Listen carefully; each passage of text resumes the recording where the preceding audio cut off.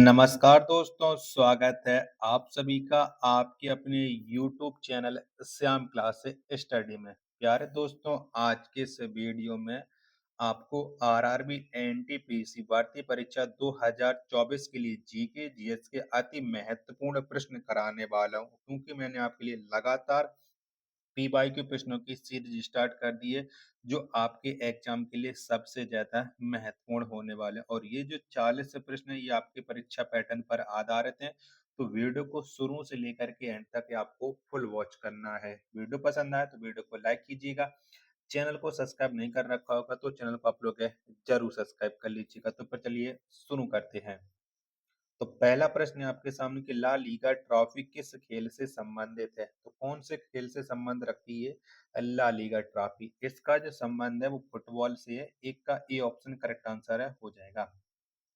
दूसरा प्रश्न है आपके सामने कि तिंग बोचो मठ कहाँ स्थित है? तो कहाँ पर पड़ता है ये तिंग बोचो मठ? तो ये स्थित है नेपाल देश में, यानी दूसरे का ऑप्शन संख्या ए है वो करेक्ट आंसर हो जाएगा।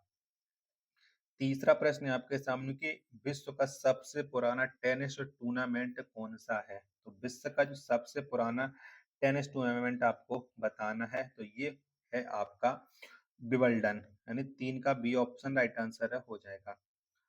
चौथा प्रश्न आ जाता है आपके सामने कि पवनों का देश के उपनाम से किसे जाना जाता है? तो पवनों का देश के उपनाम से जो जाना जाता है वो डेनमार्क को जाना जाता है, यानी 4 का बी ऑप्शन करेक्ट आंसर है, हो जाएगा।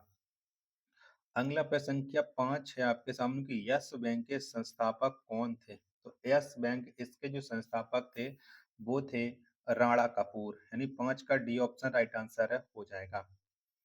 छठवां प्रश्न आ जाता है आपके सामने कि तिसोगमो झील किस राज्य में स्थित है? तो तिसोगमो जो झील है ये भारत के सिक्किम राज्य में स्थित है, यानी 6 का डी ऑप्शन राइट आंसर है, हो जाएगा।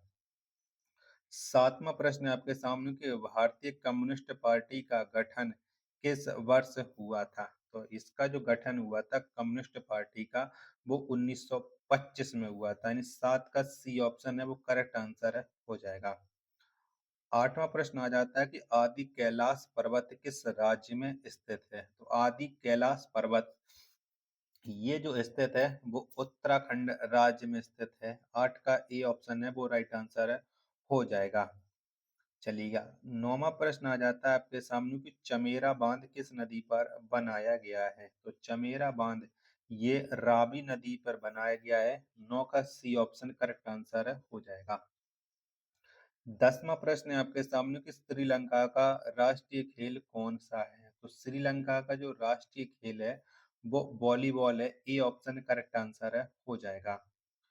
11वां प्रश्न आ जाता है कि राष्ट्रीय नमक सत्याग्रह संग्रहालय किस राज्य में स्थित है?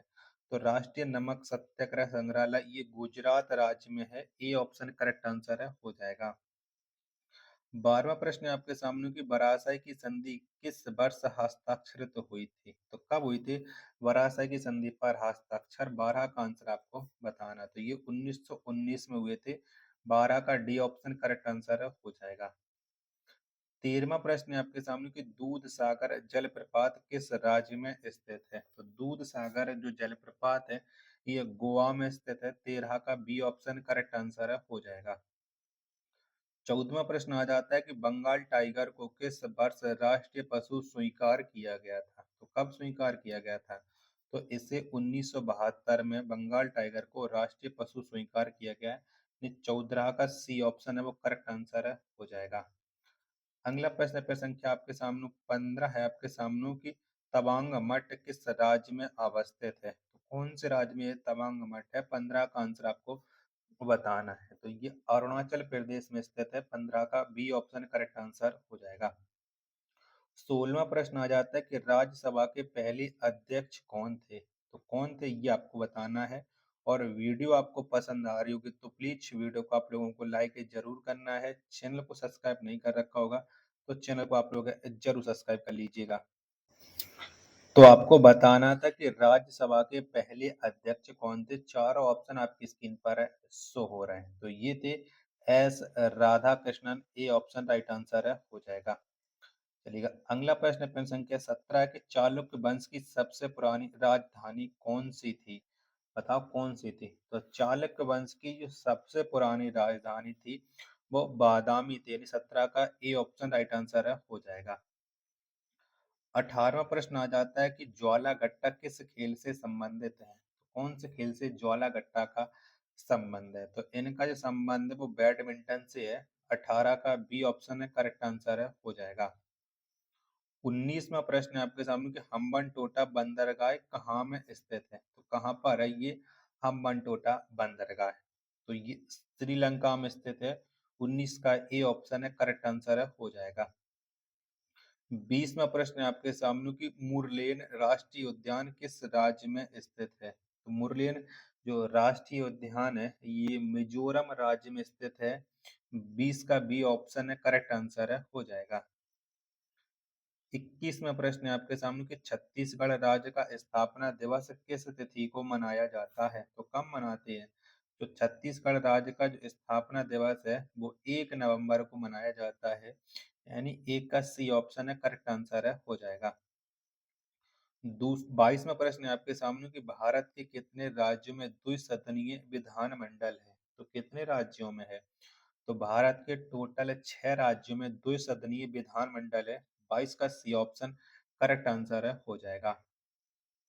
23वां प्रश्न आ जाता है कि विश्व का तीसरा सबसे बड़ा महासागर कौन है? तो कौन सा है ये आपको बताना है। तो विश्व का तीसरा सबसे बड़ा जो महासागर है वो हिंद महासागर है। सी ऑप्शन करेक्ट आंसर है हो जाएगा। 24वां प्रश्न है कि सबसे अधिक टाइम जोन वाला देश कौन है? तो कौन सा देश है? तो सबसे अधिक टाइम जोन वाला जो देश है वो फ्रांस है, यानी 24 का सी ऑप्शन करेक्ट आंसर है हो जाएगा। 25वां प्रश्न आ जाता है आपके सामने कि एथोरियम त्योहार किस राज्य में मनाया जाता है?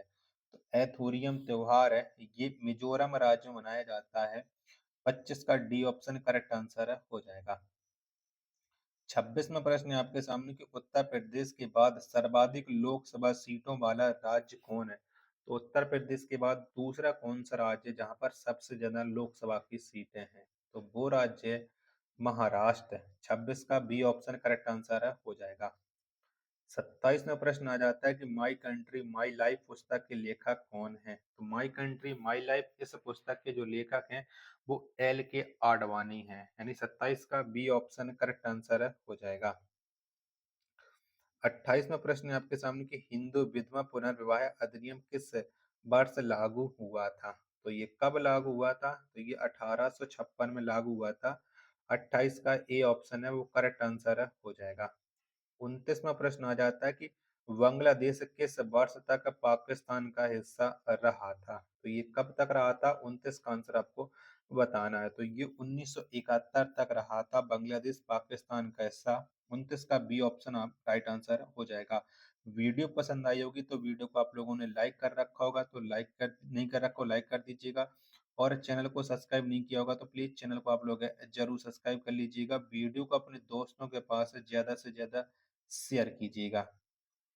चलिएगा, 40वां प्रश्न है आपके सामने की तलजा गुफाएं किस राज्य में स्थित हैं? तो तलजा जो गुफाएं हैं ये गुजरात राज्य में स्थित हैं। 30 का सी ऑप्शन करेक्ट आंसर है हो जाएगा। चलिएगा, 31वां प्रश्न आ जाता है कि दिल्ली में जमात खाना मस्जिद का निर्माण किसने करवाया था? तो किसके द्वारा करवाया था? तो ये जमात खाना मस्जिद इसका निर्माण है खिज्र खान ने किया था। 31 का सी ऑप्शन राइट आंसर है हो जाएगा। 32वां प्रश्न है कि गिद्ध संरक्षण एवं प्रजनन केंद्र हरियाणा के किस शहर में स्थित है? तो गिद्ध संरक्षण एवं प्रजनन केंद्र ये जो स्थित है वो हरियाणा के पिंजौर में है, यानी 32 का बी ऑप्शन करेक्ट आंसर है हो जाएगा।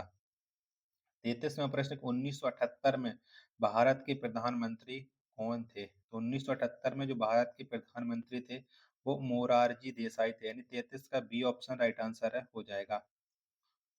34वां प्रश्न कि अखिल भारतीय टेनिस संघ की स्थापना किस वर्ष हुई थी? तो कब हुई थी? तो अखिल भारतीय टेनिस संघ की जो स्थापना है ये हुई थी 1920 में।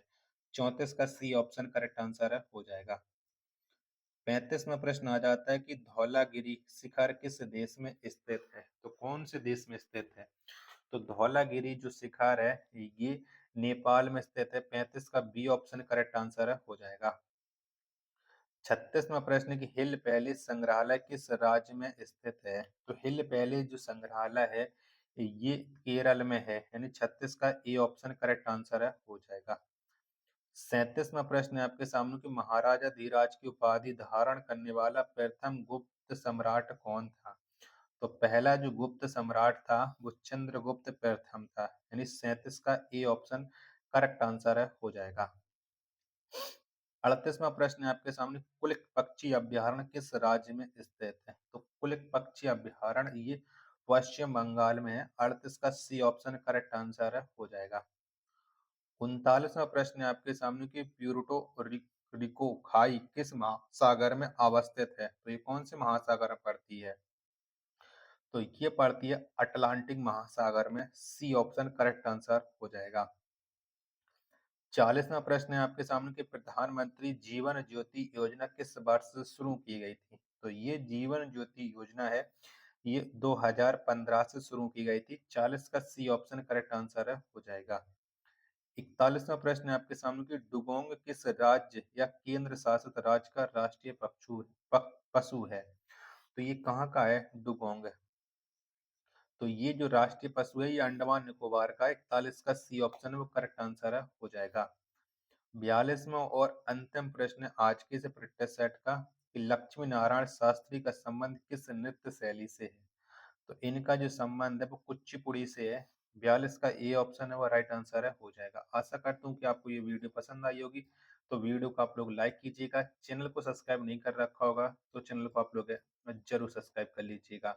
मिलते हैं फिर अपने एक और नेक्स्ट वीडियो के साथ। तब तक के लिए धन्यवाद। जय हिंद, वंदे मातरम।